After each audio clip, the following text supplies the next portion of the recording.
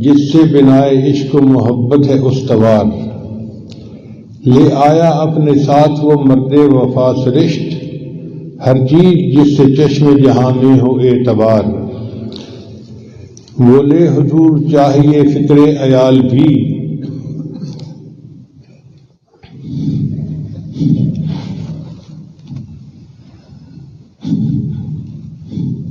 کہنے لگا وہ عشق محبت کا رازدار، اے تجھ سے دیدہ مہو انجم فروغ گیر، تیری ساتھ باعث تقدیم روزگار،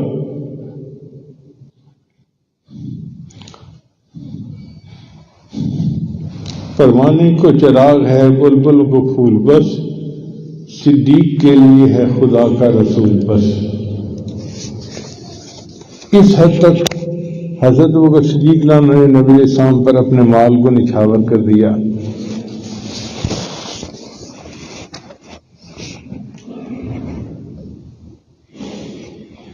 حضرت عبداللہ بن مسعود روایت کرتے ہیں کہ میں نبی اسلام کی خدمت میں تھا کہ آپ کے پاس ابوبکر صدیق اس حال میں بیٹھے ہوئے تھے کہ ان کا ایک عبایا تھا جس کے بٹن نہیں تھا، انہوں نے لکڑی کے ساتھ اس کو ٹانکا ہوا تھا، یعنی جیسے ہم بٹن لگاتے ہیں نا تو بٹن نہیں تھا بلکہ انہوں نے لکڑی کے ساتھ اس کو جوڑا ہوا تھا۔ اتنے میں جبرائیل علیہ السلام آ گئے، انہوں نے آ کے پوچھا اے اللہ کے حبیب صلی اللہ علیہ وسلم، آج ابوبکر کیسا عبایا پہن کے بیٹھا ہوا ہے؟ کیونکہ وہ تو 2 دکانیں رکھتے تھے، بڑے تاجر تھے، مالدار بندے تھے، انہوں نے اپنا سارا مال نبی اسلام کی خدمت میں پیش کر دیا اور خود یہ عبایا پہن کے بیٹھ گئے۔ تو پھر انہوں نے کہا کہ اللہ تعالیٰ نے مجھے بھیجا ہے کہ جا کر پوچھو ابوبکر سے کیا اس حال میں تم مجھ سے راضی ہو؟ اللہ تعالیٰ ابوبکر صدیق سے پوچھوا رہے ہیں کہ ابوبکر بتاؤ کیا اس حال میں تم مجھ سے راضی ہو؟ تو ابوبکر صدیق ہم رو پڑے اور کہنے لگے میں اپنے اللہ سے ہر حال میں راضی ہوں، میں اپنے اللہ سے ہر حال میں راضی ہوں۔ مدد کا تیسرا طریقہ کہ انہوں نے اپنی ذات اور اپنے اہل و عیال کے ذریعے سے نبی اسلام کی خدمت کی۔ چنانچہ جب نبی اسلام ہجرت کے سفر پر تشریف لے گئے تو ابوبکر صدیق لانہ خود سفر میں ساتھ تھے۔ پھر انہوں نے اپنی بیوی سے کہا کہ ہمارے لیے روزانہ کھانا بنا لیا کرنا، بیوی بھی خدمت میں مشغول۔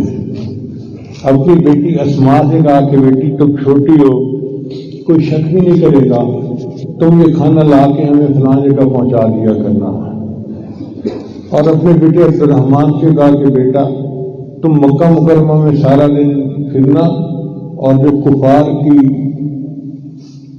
پلاننگ ہے اس بارے میں آ کر ہمیں رات کو بتا دینا۔ اور اپنے غلام کو کہا کہ تم ریوڑ چلانا بکریوں کا، اور ریوڑ چلانے کے بہانے غار میں ہمیں تازہ دودھ پہنچا دینا۔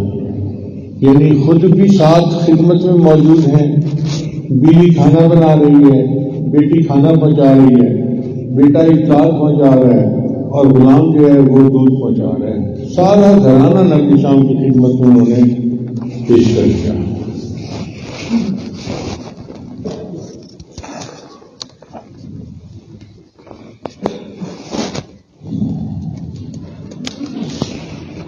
اس پر نبی اسلام نے ارشاد فرمایا کہ میں نے دنیا میں سب کے احسانات کے بدلے دے دیے، ابوبکر تیرے احسانات کا بدلہ قیامت کے دن اللہ دے گا۔